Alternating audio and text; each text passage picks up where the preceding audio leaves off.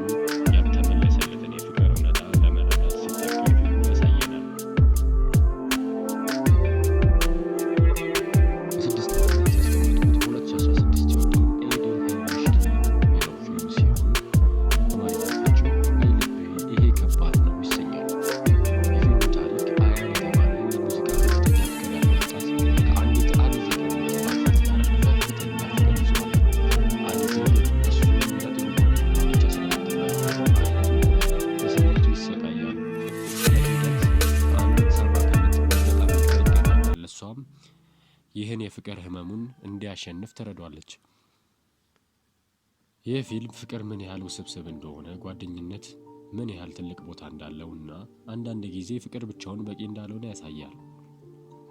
ኤዲል ሄሙሽኪል አስደናቂ ትዕይንቶች እና ሁልጊዜ ከአእምሮ ውስጥ የሚቀሩ የሙዚቃ ትራኮችን ይዟል። እንደ ቸና ሜሪያ፣ ቡሌያ ያሉ ዘፈኖች የገጸ ባህሪያቱን ውስጣዊ ትግል የሚያንጸባርቁ ሲሆን ይህ የፊልሙን አጠቃላይ ተጽዕኖ ከፍ ያደርገዋል።